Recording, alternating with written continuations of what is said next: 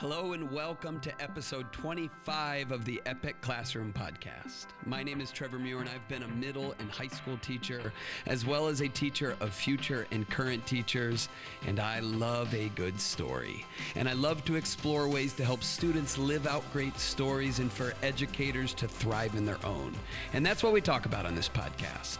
Whatever you teach or however you serve in schools, how can you lead a more impactful, dynamic, meaningful, and epic classroom?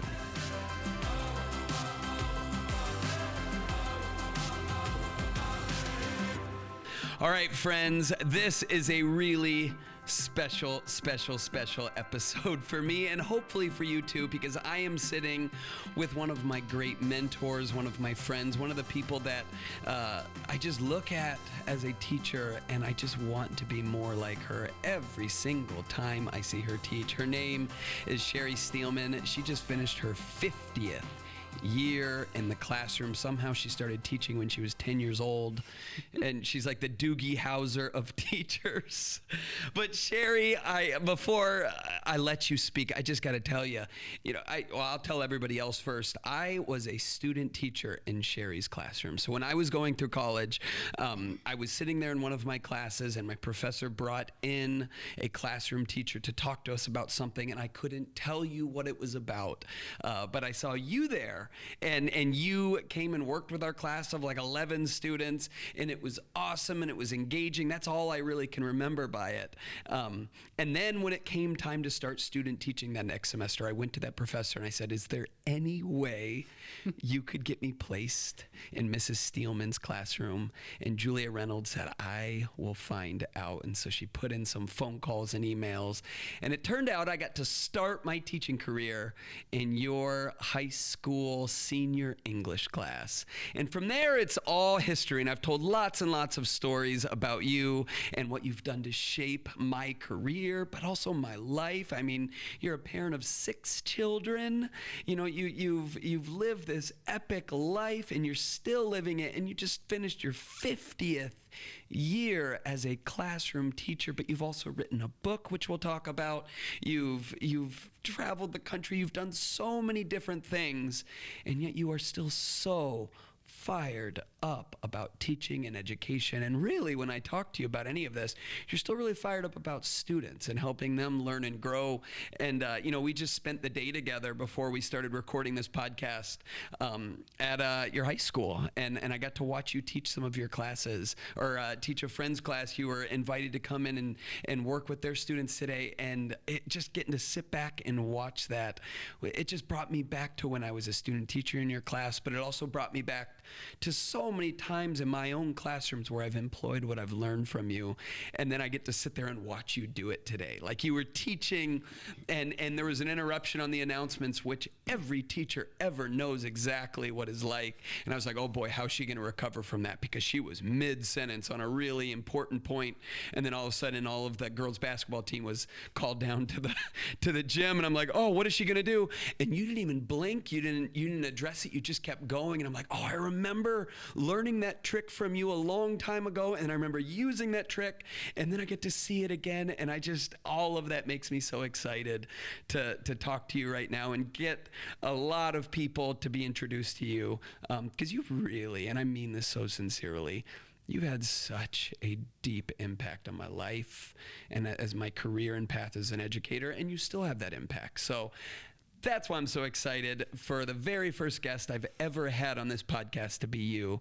And I just want to talk to you about how in the world you made it through 50 years of teaching and everything else. So, Sheri, welcome to the podcast. Oh my gosh, all these stories. It just brings me back to, and I remember so clearly you being in my classroom when we had those green swivel chairs, those node chairs, and both of us tag teaming with each other. And I just love having student teachers and teacher aides because I learn so much, and that's what keeps me going and keeps me fresh. But yeah, you've always talked about like loving to have student teachers and trying to get other teachers to have student teachers. Like, what's at the heart of that for you? I think I love being with young people, and I guess that's what it is, and I love learning. So you put those two together because I figure you were fresh out of college, you were right out of the chute, right? And Yet you come into my classroom and you talk about the books you've read and the students you've worked with up to that point and the things that you've tried. And I just think it's a great opportunity for student teachers to be in a classroom where they can feel safe to make mistakes and try out new things and see if it works. Because we all know that one lesson will work with one class, but maybe not another. Or maybe we think this is the best lesson ever. And then you get, and it's like, doom, doom, doom. Yes. It didn't work. But they don't teach you that in college, because how do you teach that? Like, how can a professor teach you how to pivot and how to do these things that are nuanced and not, right? Like, I mean, you can only learn it by watching somebody else do it or having somebody gently correct or nudge or suggest, and which are all things that you did with me. But like when I started student teaching with you, I was a nervous wreck. I didn't know how to conduct a class. I remember the first time you handed me the reins and you said, all right, you teach class today. I'm like, all right, here we go. And I go up there and I think I might have shared this story before, but I go up there and I'm like, all right, everybody, let's get going. And all of these seniors in high school who are like 8 months away from freedom, they don't even look up at me because I'm only like 4 years older than them. I'm like, all right, everybody, clapping my hands, let's get going. And a couple like of the good A students maybe turn and be quiet, but everybody else keeps going. I'm like, guys, let's get going. I'm raising my voice and I've got a loud voice. And all of a sudden you're like, can I help you out, Mr. Muir? I'm like, please. And you walk up there and you just stand there and you look at them. And I was like, what is she going to do? Aren't you going to say something? Like my teachers would have said, I'll wait. But, you just stood there and stared at them. And all of a sudden the front row sees you and they're like, shh, shh. And they start turning around to the kids behind them. They're like, shh. And all of a sudden in like 4 seconds, the room is silent. And you said, it's all you, Mr. Muir. And I'm like, you can't teach that in college.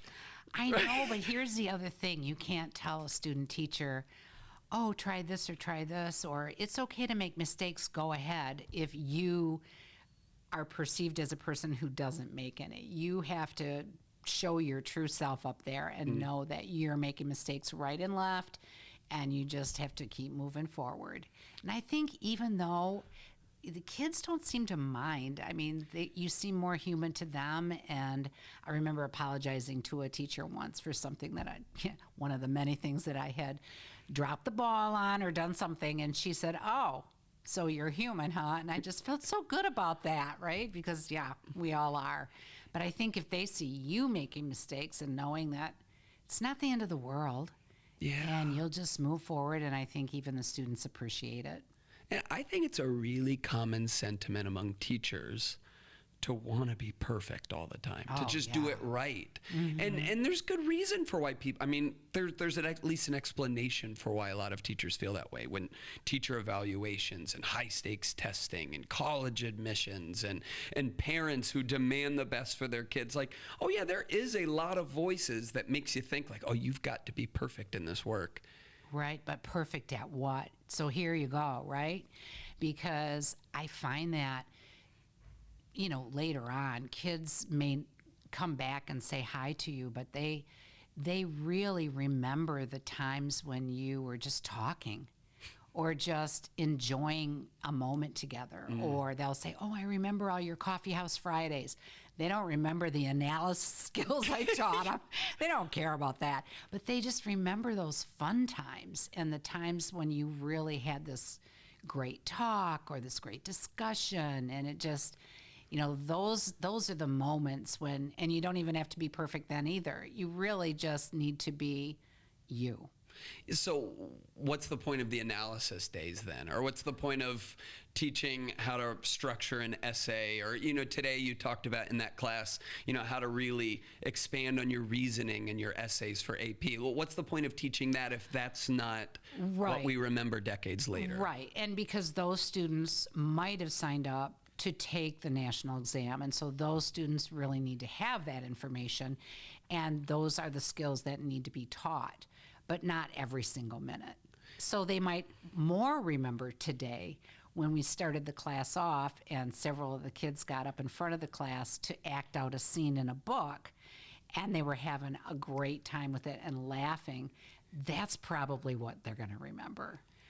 More than okay, don't forget to put the name of the book in the intro. That's right. You know? Do you think there's a connection between the fun, memorable side and the way that they engage with the need to do's? Well, it's almost like if you don't have the relationship and you don't have the fun, there's no way you're going to get to the other. It's like you need to make deposits before you can ever make a withdrawal, right? And so you keep depositing. That's why I learned early on when students ask you, can I? And it's usually go to the bathroom or, yes, go call my mom or whatever. You always say yes, or at least I always do, but I always follow it with a qualifier. Yes, when, blah, blah, blah. Yes, if, blah, blah, blah. So yes, you can. Absolutely, you can. But we might need to do something first, or you might need to finish something first. But deposit. Yeah, I mean, I think sometimes, at least from the outside looking in, but I think there's a general sentiment that, I'd love to be more generous with our time, or I'd love to do more fun things, or I'd love to invest in kids and get to know their names, or do more purposeful projects, or whatever it is, but I can't. I got to make sure they do well on the tests, or I've got to make sure that they move to the next level and they're proficient in this area. I've got to make sure they master this material. And so therefore I see the value of all this, but here's the things that I have to do. Kind of feels like you're saying, oh no, those other things enhance that deeper learning and the academic content. They do, and I think they lead into it too, because I think students go to a class expecting something. And I know that they're willing to do the hard work if it's meaningful. And I think making it meaningful is part of that whole process of being you and having fun once in a while, and so they know that they can trust you and what you're about to give them, so that when you need to have those lessons, I think there's something to be said for something that's hard that you've learned, and how good you feel about yourself when, even though it was hard, you learned it. Yes. Might have taken more time or less time. It doesn't matter. You might have had fun along the way, but you did it. Yeah. Yeah, it's saying we're not going to throw the baby out with the bathwater. We're still going to do hard work. Sometimes it's tedious. Sometimes it's boring. Sometimes it's going to make you want to rip your hair out. Yeah. But, right? And it depends, too, on what they're into. They might not be into, the higher level literature. Yep. I know today one girl was reading Jane Eyre, and I thought, oh, that's awesome. I love that book. Yes, Brit Lit. But then, 95% of the rest of the group would not be ready for that and not like it. She seemed to. But not everybody is going to go to college to be an English major. That's right. So the skills that you're teaching need to really work. But you want every one of your students to be a lifelong reader. Absolutely. Right. I was an English major, and I read all of the Bronte sisters, and I've read all that stuff. I don't read it anymore. Right. Like, that's not part of my reading habit. I read a lot of other things. And so I appreciate that I read it. But what I really appreciate is, Mrs. Schwanier letting me read The Giver in class, or, Mr. Baker letting me read The Stand, and some of these books that really hooked me in. And maybe we'll come back and talk about just choice reading some other time, because that's a whole other conversation, right? It is, but it fits back to this theme. For those who don't know Sheri's class, she's had over 1,000 books in her classroom for over a decade, where students, you don't have to read To Kill a Mockingbird. If we're studying this theme, find a book that has that theme, or find that theme within a book that you're already reading, because I want you to love reading before anything else. But that's going to hook you into the bigger message of what we're teaching in here. But to me, it's like, oh, here's just another way of helping students live a life they love in school, and in the process become more proficient at reading and writing and identifying themes and all the other things that are being assessed, or that help you get into college or do well on the AP exam or whatever it is. But it all connects back first to those students and what they need. Right.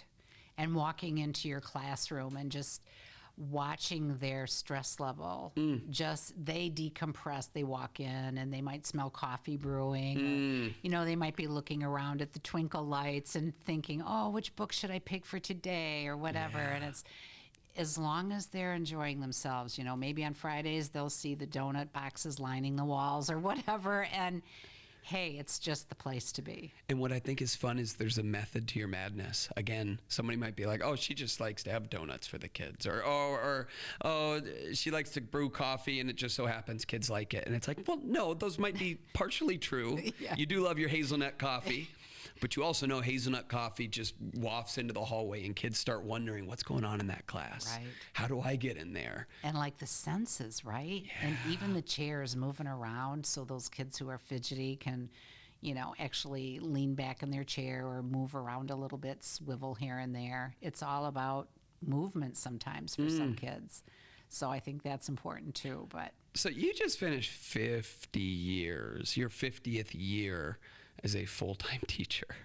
Yeah. So many questions around that. Okay. One, has anything changed in 50 years in education? Well, of course, all the peripherals have changed. Like I can remember even my first year that, taking attendance and filling out all those report cards by hand, just stacks and stacks and stacks, all that kind of thing, pre-computers of any kind. That was different, making our own copies using the old mimeograph turny thing. Don't even know what that is, but I'll take your word for it. Oh my gosh, you could smell and maybe even get high on some. I'm telling you what. But so you've seen technology change. Light speed. Even in the last 10 years. I mean, I even have walked into Audra's classroom today, and she's got a new smart board, and there's a lot of learning around that now. And kids were choice reading on their phones. Yes, absolutely. Whereas I know 10 years ago would have been like no phones in the classroom. It's like, well, this kid's got a graphic novel pulled up on it. Right, and they were showing me, and even audiobooks became huge during the pandemic, I think, because people started listening and reading physical books as well. But yeah, so that things have changed that way. But kids, I mean, maybe a little bit because of the insistence on their own technology and how they communicate. That might be a little bit different. But inside, they're the same. Isn't that interesting? They just are. They're fun and they're funny, which is why I just love it. But well, then, has that made you love it for this whole time that you've been a teacher? I mean, is that one? Because you see the average lifespan of a teacher, and it very rarely goes this long, right? Like I think the average teaching, 5 years is before a teacher says, "All right, I'm moving on to consulting, or I'm going to move on to administration, or I'm out of this completely." Are great. Wonderful.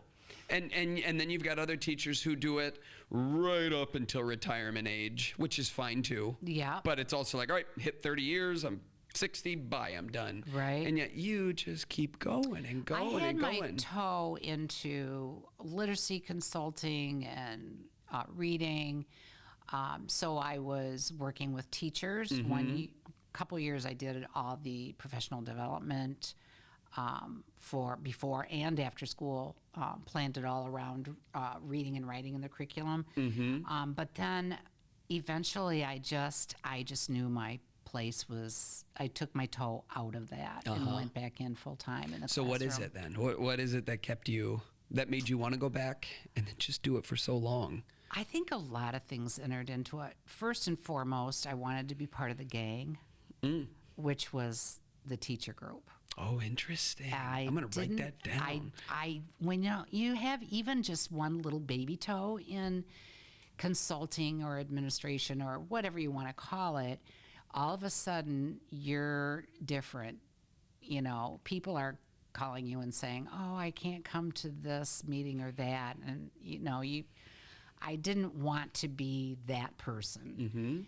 And I also think things changed at school where our contract changed, and we had to, in order to go up on the pay scale, you had to have not just workshop anymore, but graduate hours. So I had been doing a lot of workshop. I had already had one degree, a master's degree in literacy, but then I needed to go back up on the pay scale. And I remember I was having a bit of a time, I shall call it, with my 16-year-old daughter.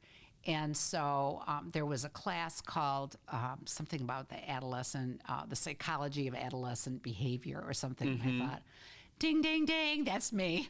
So I need to take that. And so I took it, and I just, oh my gosh, I haven't been in class for so long. I just love this. And then I looked on the schedule, and there was one on poetry. Oh my gosh, I'll take that one. And then there was one on the Bronte sisters. Oh my gosh, I'll take that one. So pretty soon I went to the head of the department, and he said, well, you know, I don't know what you're doing here. You just need another class and you'll have another master's. I'm like, oh, okay. So I got into that, and then I started getting into Shakespeare, and then pretty soon I'm, working on a PhD. And I think just that continuous learning and changing things at school all the time to make things better and more updated, and it just was so much fun. Yeah, so you just never let it go stale then. That's probably it. And I did teach different classes, so I wasn't always teaching AP. I mean, I think I've taught almost everything in the department, but so always creating new classes or content. So do you, if a teacher who's like comes to you and says, I've been teaching fourth grade for 10 years, I'm just kind of getting bored of my job, or I'm not sure I can keep doing this, what would be your first piece of advice then? Well, what part is boring you? Is it, is material maybe? Yeah. The routine? Your excitement. And a lot of them say right now it's just getting too hard. And so it's often how the lens that they're viewing it from. Because the lens that we used before probably isn't working anymore. Oh, interesting. What do you mean? Well, now we're looking at it through a pandemic lens, and I can't even quite say post-pandemic. I guess it is a little There's wood in here. We can knock. Right. But so that makes it different, and students are different. For example, high school students, a lot of them, when they were home, got jobs. And so they were working, and then they might have taken some online portions of their classes, but that became secondary. Whereas before, getting to school and outside activities and all the sports and music and theater, that was all primary. And all of a sudden they come back and they can't do those extra things. They're filling their time with work or outside activities of some sort. Some students were learning to play the guitar or just trying new things, but when they came back, they were different. They viewed their education differently. And it might not have been a priority in the same way as it once was. So then what do we do, right? That's right. Are our expectations exactly the same? Or do we then change to meet the needs of these new students with these new ideas? Yeah. Well, and to me, that's like an opportunity. Right? Oh, yeah. Like, and that's not the silver lining it. That's also really hard. But like, here's an opportunity to change how I teach. Maybe that routine that you did for 10 years and then the pandemic disrupted it, maybe we don't have to return to that exact way. Maybe it's time to throw out some of those lessons that are feeling stale to you and they're not connecting with students who would rather be home learning guitar or working at the golf course or whatever it is. And so like maybe this is an opportunity to shift. That's right. And even when I was watching TV with my dad during the summer and, all the race riots and that first summer of 2020, and we were talking, and I just got to thinking, how can I go back and teach the same way or the same thing? The same books. And I was thinking, oh, gee, well, I usually teach Macbeth. Here's a guy who kills the king and then, goes crazy. I don't know. Is that going to hit it? I mean, I need to do something different because these students they're not even going to want to put the time in. That's right. And so then I got to thinking, and I had heard about Shakespeare's problem plays, and they're not always the most widely read. And so I knew there was one, and it would be just like the Me Too movement. Then there's another one, race. Another one, alienation. Another one, domestic abuse. what if I taught all four at the same time? Oh, I love it. Yeah, like, wait a minute. I know. Haven't been doing this one before. Yep. Other teachers, when I was talking to them about it, and they're, I can't even teach one. What are you talking about? But what if they were all about the same thing? Mm-hmm. And what if the students didn't have to read every word? And what if the students found out about the plays in other ways before they even read them? Oh, that's so good. And what if they use social media to respond to it with the only question, is it still relevant? And I was just going to use the R word, because that's really what you're talking about, is what if we took what we usually do and we just found ways to insistently make it relevant. Relevant themes, relevant current events, relevant mediums to share what we're learning. Obviously, the text has always been relevant. Right. Well, I want to talk about Shakespeare in a moment, because that's what your book's about. But 500 years of this material clearly mean there's some relevance that carries throughout the centuries. And so if we ignore that, we're wasting this opportunity with it. But then when you say, like, if I'm getting tired of it teaching it this way, or if the way I was teaching it isn't working, it's in this post-COVID, post-social upheaval society we're in, if it's not working, well, then we've got to do it differently. And like you said, the feedback from other teachers was, I can't teach all of that. And it's like, well, maybe the way we were teaching it, but what if we do it different now? Right? Like, what if we found a different pedagogy for this, a different way of presenting it to students? And so that's largely what you did, is figure out, how can I make it relevant? How did students respond? Oh my gosh, they loved it. When we asked them at the end of the year, what was your favorite unit? Shakespeare book clubs. Now, does that ever happen? No. But when you think about it, there's so much out there. There's so much good young adult literature now. All the social action information that's coming at them through fiction, it's wonderful. And so a lot of teachers are moving toward using more young adult fiction in their classrooms, and nonfiction as well. Yeah. Because they are easier to read, especially the new genres where you have novels and verse, and that seems to be really fun. But again, Shakespeare, they might think, well, it's been hard and I want to get my kids back into reading again. I'm just not going to do that. Maybe I'll do a poem. Maybe I'll do a sonnet and call it good, which you could do that too. But well, so let me ask you this: what is the value? And the bigger, well, I'll ask the micro question and then the bigger question to follow. Micro question: then why are we still teaching Shakespeare? What's the point of being able to read Old English and do that? And then the bigger question is, why do we teach anything super complex that might not be applicable to the everyday life of a 21st century adult? Why do we still teach it? I think you begin to realize that there's this golden thread that spans our world with his.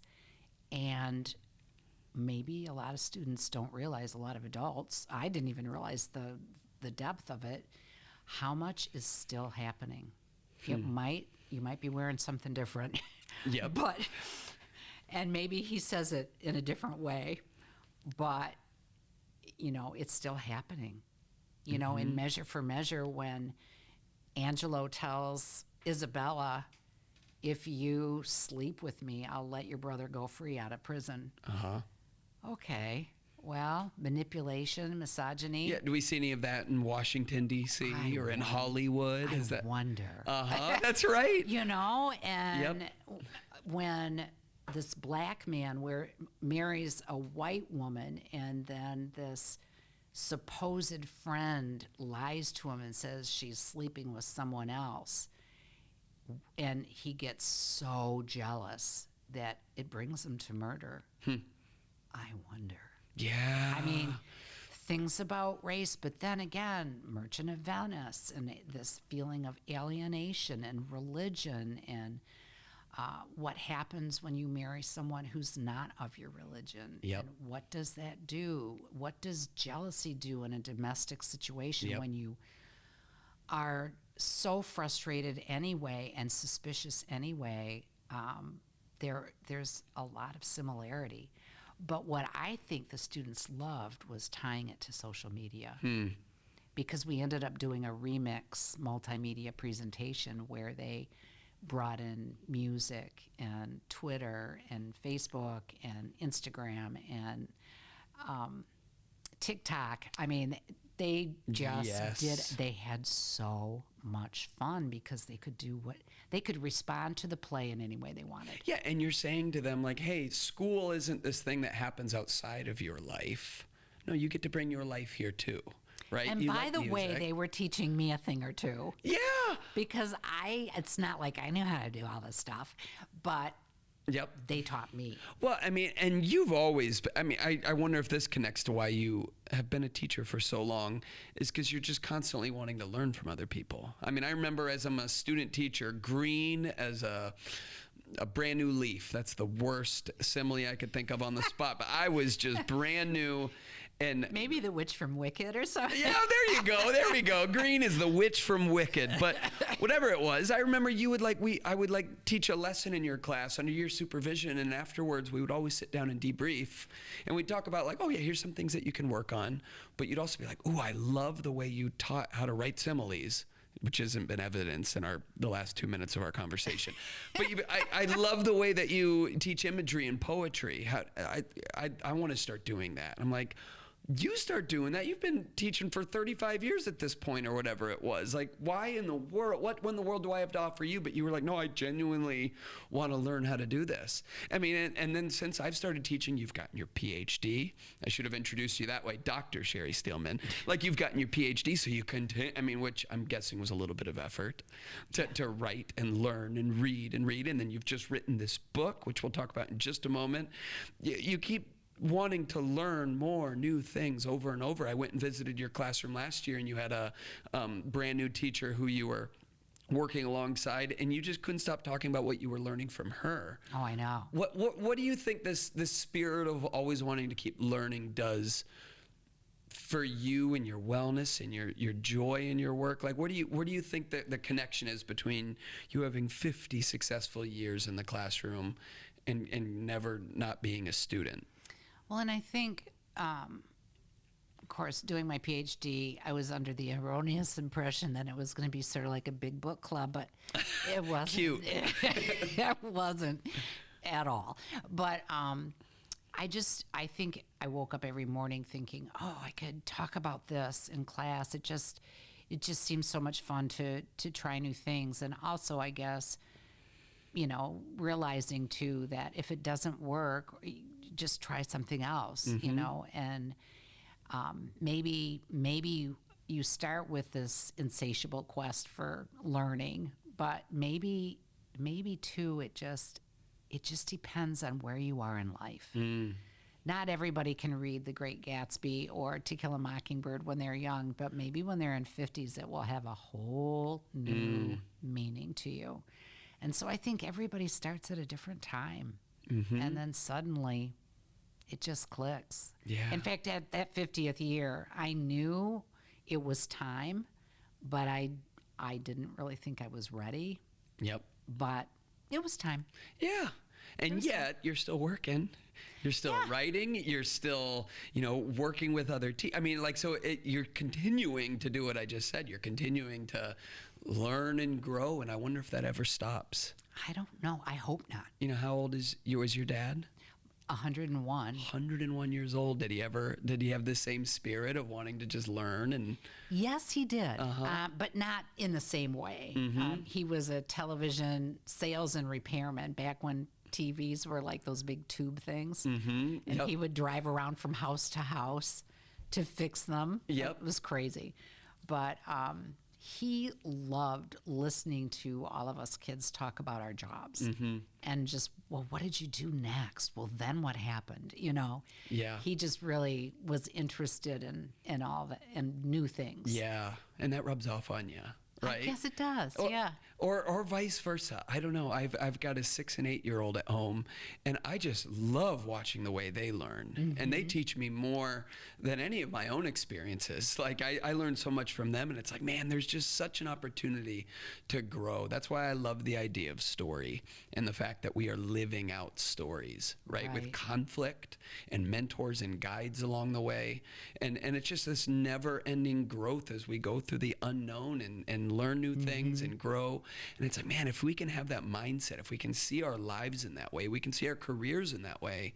It's like, well, yeah, that's how you thrive in it. So how, Trevor, can we somehow move this idea of quest for learning and trying new things to the new generation of teachers so that when they come to the classroom, you know, they'll stay. Yeah. And they'll be okay.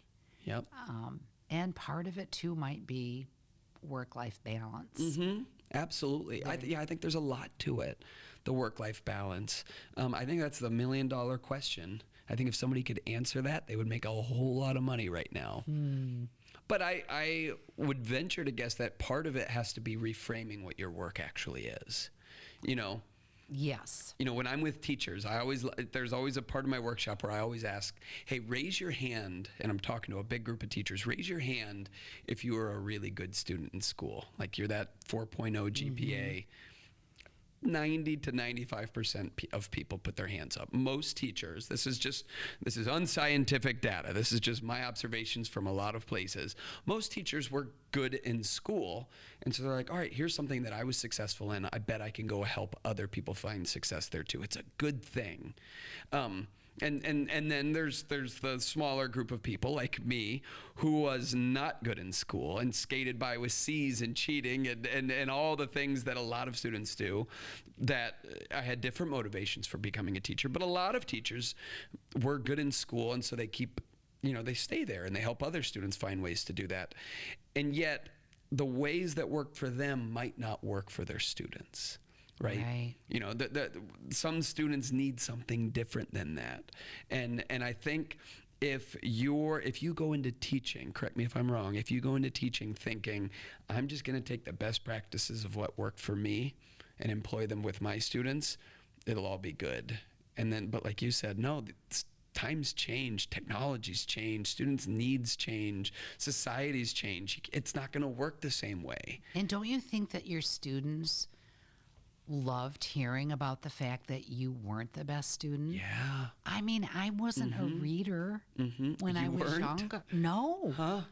I never even really liked Shakespeare until much later. But so I don't know. There's a time, but just getting kids ready for that moment. That's right. And so maybe like part of it is for young teachers who are on the fence about all of this to know like, hey, be vulnerable, be you. Like you actually don't have to put on this mask every day because that's tiring. That mask gets real heavy. It does. When I got to go into school and I've got to make my students think that I'm this guy who's got it all together and look at me and here's how it works and don't disrupt that flow and it's all good, when in reality, no, you don't. You're human. Right. But it's like, man, if you could be the teacher who is human and is open about it, and students know it and therefore respond with their own vulnerability. And now the classroom isn't just a place where, hey, I'm trying to get you the grade you need so you can move to the next level. Or hey, I'm preparing you for some hypothetical future. And we don't know what it looks like, but that's what we're doing. It's all about the future. Instead, if it can be reframed like, oh no, this is your childhood now. And this is my life, my professional life now. Let's find ways to thrive in it and grow in it and get excited about it. It's like when you take on that mindset, I just think teaching can be such a joy that is not offered in every career, right? That is true. You said you tipped your toe outside of it and yet you came back because there's something about watching students learn and grow and thrive that you don't get elsewhere. I just think there's something unquantifiable and beautiful about it. That's my happy space. It really is. Yeah. And that's why you keep doing some of it. That's right. Yeah, and so you also wrote a book called Walking in Shakespeare's Shoes, Connecting His World and Ours Using Primary Sources. why did you write a book after all this time of teaching, and you're still busy and you're still doing all this? Why'd you write this book? I wrote it because I was trying something new, and I got really excited about it. It started off with just this fascination with Renaissance plants, of all things. And when I was reading Hamlet and she's giving away flowers, I thought, kids it just goes over their heads like, oh, okay. Dave, just kids, it just only goes over kids' heads. Yeah, right. Okay, all of us, let's face it. But all these plants, I found out, okay, he has 400 different kinds of plants and herbs in his place. Like, what is going on? Okay, I know he grew up on a farm, but still. And so I started looking up what they meant. And when Ophelia was giving them away, she also made this coronet of flowers for her head, and she put it on this willow tree, and then supposedly she fell into the river. And then when you really look into it, she was making this crown for her head that was made out of all these spring flowers that the early modern folks would have known wilted very quickly and smelled. Okay. And so one of them, the long purples, had sexual connotations. So she was hanging it on a willow tree because she was jilted. There was all these different things. And then it just started making me wonder if, when I was telling kids about these stories, here we go, stories, right? Yep. Is folklore, plant lore. And I think that just I kept getting more and more that I found the domestical duties of a wife, told from the pulpit.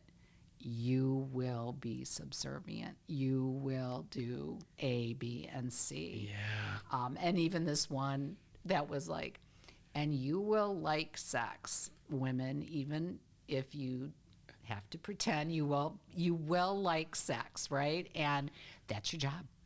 That's your job. Uh-huh. And these ninth graders are like, what? Yes. So they had fun with them, but they also realized, okay, this is what people thought. This is what people, at least the ones who could read, were reading. And so, anyway, it was fun for me to find those and pare them down. Even seems the like pictures. It goes back to, it just seems like it keeps going back to relevance. It's like, oh, there's a whole bunch of ways for kids in the 21st century, people in the 21st century, to connect with this very old text.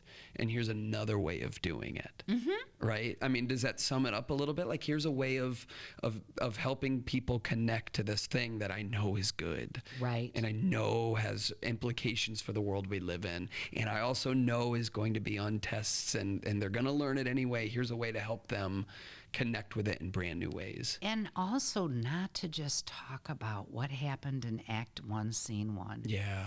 Just get away from that and start talking about what are the things that they were talking about and thinking about, and what are we talking and thinking about. This whole idea of what's our future going to say about us when they watch Hamilton, or when they start watching YouTube videos and looking at memes. Are they going to say, oh, you poor souls? Uh-huh, because your ninth graders said that about the Shakespearean people, right. The Victorians. Will they laugh at us and think that we were nuts? Or Elizabethan, sorry, going back. Yeah. Anyway. Yeah.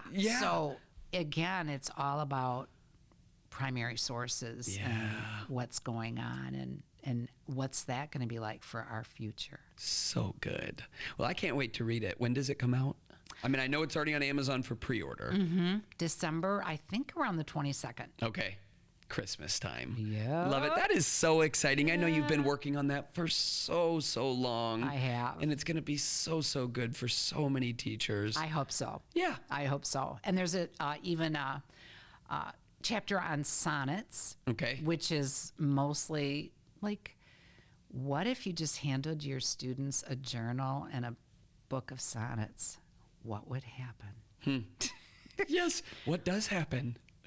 they read them and they write about them, and they, they try to figure out what Shakespeare was up to. So good. So good. Well, I can't wait to read it, and I hope anybody who teaches English or Shakespeare or has a teacher friend who does, that you check it out, because I'm telling you, friends, Sheri's got something we all want, which is a joy and a passion for teaching, and I just don't know what else. Nothing could be more prioritized right now in all teachers than helping them find joy in their work, right? Because it's way too hard to do it if there's no joy, right? True. It's way too demanding. It's way too tenuous. It doesn't pay nearly enough to do it if there's not joy woven into all of it. And it seems like you're moving on to a new chapter of your education career, whatever that all looks like. But it feels like that first chapter, that long, beautiful chapter, had lots and lots of joy in it. It did. And you took a lot of that opportunity to pass that joy on to others, myself, but countless other teachers, and thousands of students. Have you ever counted how many students you think you've had? No, I haven't. I think my daughter did. I don't even remember what it was, but it was a lot. Yeah, thousands. I bet if they see you at the grocery store and they're like, "Hey, Mrs. Steelman," you're like, "Hey, you, there you are. Hey, you." Well, Sheri, thanks so much for taking the time to do this. This is so fun, and it's fun to record a podcast in person. We're not on Zoom, friends. I know. I'm looking Sheri in the face right now, so it's so fun. Such a joy. Thank you for having me. You bet. All right, check out Sheri's book on Amazon or wherever you get books. It's called Walking in Shakespeare's Shoes, Connecting His World and Ours Using Primary Sources. And then you also have a website for the book where they can check out more and the work that you do. Right. And that is ShakespeareDocuments.info. Awesome. And then also any school leaders out there that want to talk to someone who can instill some joy in your teachers and some really great tried and true processes, Sheri would be awesome for that as well. So get in touch with me and I'll pass on her info. But friends, thanks for listening to this episode of the Epic Classroom Podcast. Such a joy to get to share stories and share wisdom from others with you. Thanks for all the good work you do to make learning memorable and engaging and epic for your students. We'll see you next time.